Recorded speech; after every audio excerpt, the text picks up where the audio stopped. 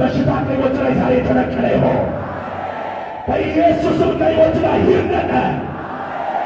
አንተ ሰው እኔ ጸልያለሁ በኢየሱስም ከጸጉር እስከ ቅንጥፍር ድረስ የተላመደ በሽታ ዛሬ በኢየሱስም የተነቀለ ይሆን። በእርሱ ቁስል እኛ ተፈወስን ተብሎ ጽፏል። አምኜ ጸልያለሁ በጌታ በኢየሱስም ከአንተ ላይ ደዌ ይነሳ፣ በሽታ ይነሳ፣ በሽታ ከዘመን ላይ ይነሳ። ሚዲያዎች ሁሉ አዝነው እየለቀሱ ነው ያሉት ስለዚህ ሰው በጌታ በኢየሱስም በደሙ ላይ የተጣበቀ በሽታ የተነቀለ ይሆን። በአጥንቱ ላይ ያለ በሽታ በኢየሱስም ይነቀል።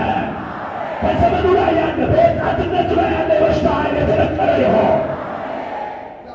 ይህ ወጣት ለብዙ እናቶች እንባ መታበስ ምክንያት ሆኗል።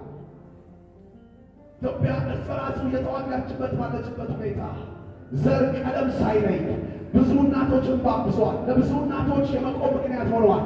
ብዙ ለታመሙ ሰዎች መጽናናት ሆነዋል። አንተ ሰው ይሄ በሽታ አንተ ጋር አይመጣ፣ በቀጥተኛ ወደ አንተ ሕይወት አይመጣ። ዛሬ የምትፈወስበት ማለት ላይ ይሆንልህ። አባት ሆይ ድምፃችን ካንተ ዘንድ ይሰማ። መልካም ነገር ስለዚህ ሰው ልስማ። በኢየሱስም ራእዩ ይቀጥል። በሱ የተጀመረ ራእይ በኢየሱስም ይቀጥል።